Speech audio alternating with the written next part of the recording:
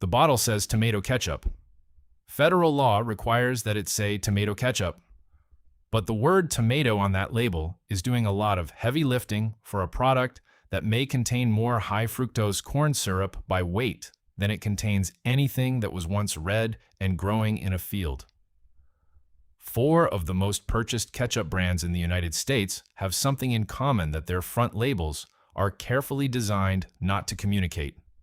The tomato has become a minor character in its own product. Here's what's actually in them, who owns them now, and, at the end, one brand that didn't require a magnifying glass to trust. Number 4, Heinz. Heinz ketchup has been on American tables since 1888, which is long enough that most people stopped reading the label decades ago.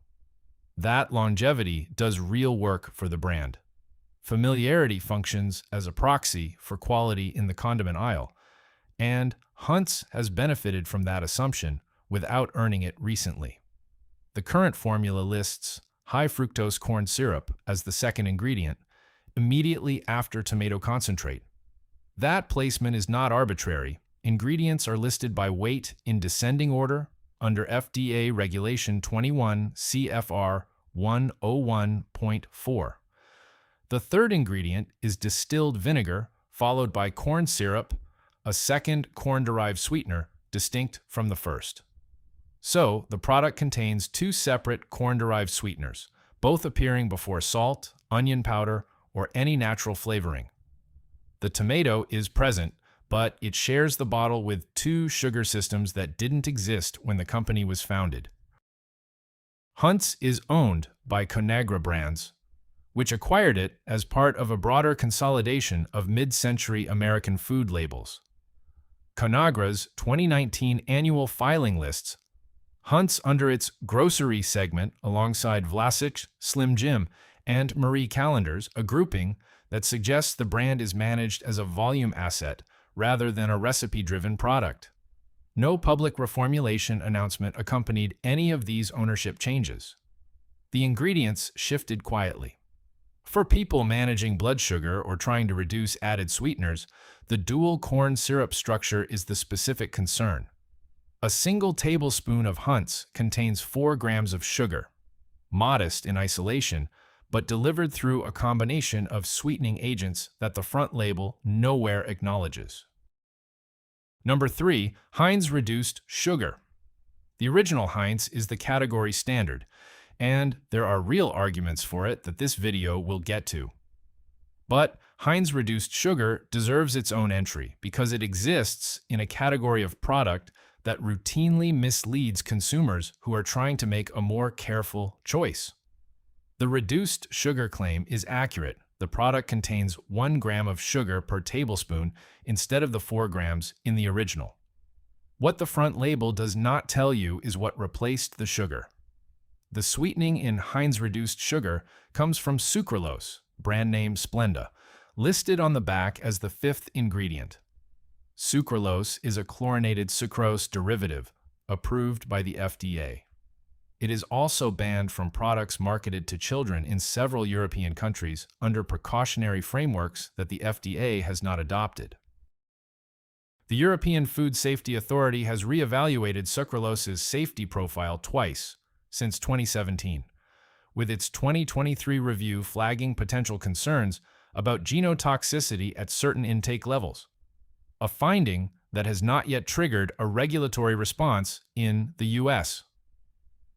The consumer who picks up Heinz Reduced Sugar because they're diabetic, pre-diabetic, or simply reducing sugar intake is almost certainly unaware they've swapped one sweetening system for a synthetic one with an unsettled regulatory profile in other jurisdictions.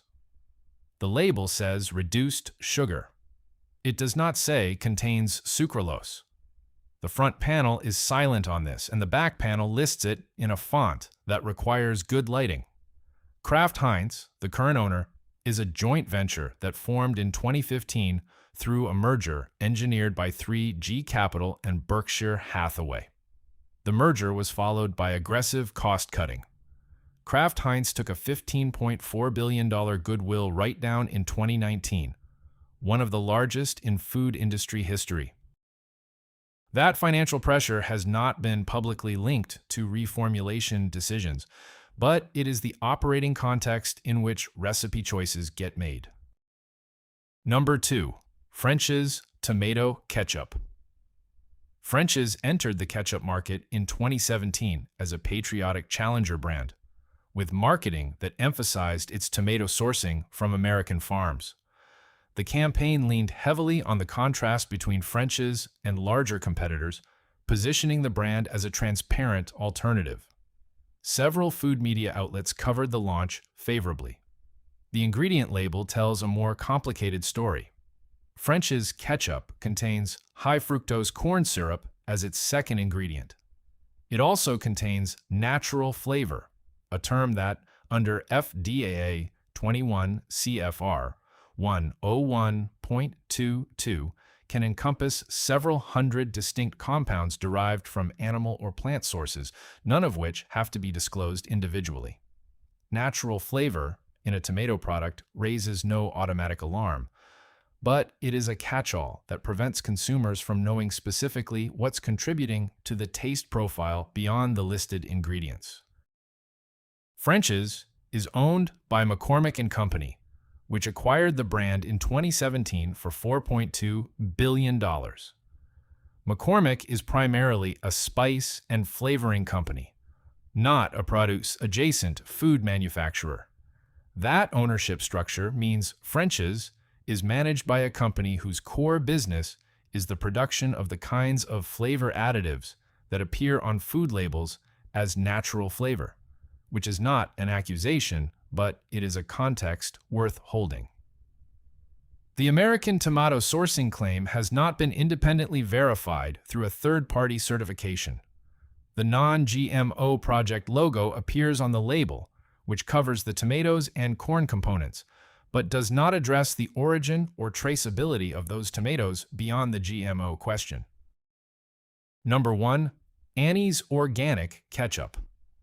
This is the entry that will surprise people who associate Annie's with children's macaroni and consider the brand harmless.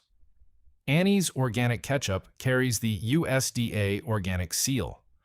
Under the National Organic Program, that certification requires that the tomatoes were grown without synthetic pesticides and that any additives meet the materials list maintained by the National Organic Standards Board.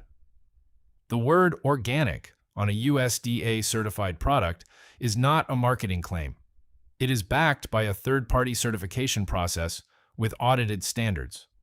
But Annie's is owned by General Mills, which acquired the brand in 2014 for $820 million. General Mills has faced ongoing criticism from organic advocacy groups for its lobbying position on organic standards, including its opposition to stricter enforcement of hydroponic exemptions under the National Organic Program. The Cornucopia Institute, an organic watchdog organization, has rated General Mills' organic brand management critically in its annual scorecards. Annie's, the brand, operates under organic certification.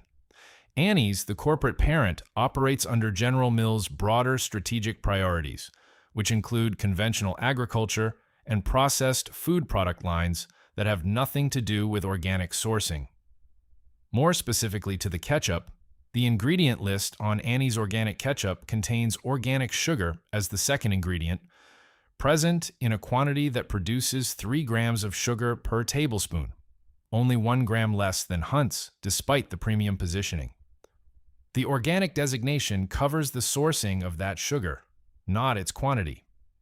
Consumers who purchase Annie's expecting a meaningfully lower sugar product because of the organic branding will find the sugar content nearly equivalent to conventional competitors. The price point reflects all of this. Annie's Organic Ketchup runs approximately $4.50 to $6 per bottle, depending on retailer, which is 2 to 3 times the shelf price of Hunt's. Some of that premium funds the certification process. Some of it funds a General Mills marketing budget. The label doesn't distinguish between the two. The one worth buying. Sir Kensington's Classic Ketchup. Sir Kensington's was founded in 2010 by 2 Brown University students who were specifically trying to make a ketchup that read like food rather than a condiment formula. The brand was acquired by Unilever in 2017, which is a legitimate concern worth naming up front. Unilever is the parent company of Hellmann's, Lipton, and Ben & Jerry's, and large company acquisitions of clean ingredient brands have a documented history of quiet reformulation.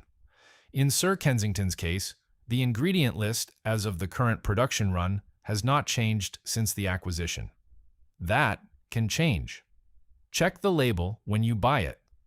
What the current label actually says: tomatoes, distilled white vinegar, sugar, water, salt, lime juice, concentrate, onion powder, allspice, cloves. 9 ingredients.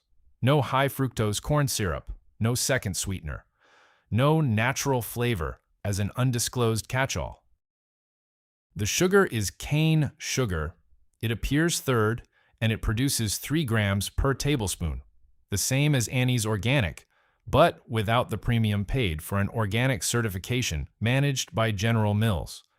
Sir Kensington's is not certified organic. The tomatoes are not marketed as non-GMO, though the Non-GMO Project has certified some of their other SKUs. If either of those certifications is a requirement for your household, this brand doesn't fully deliver.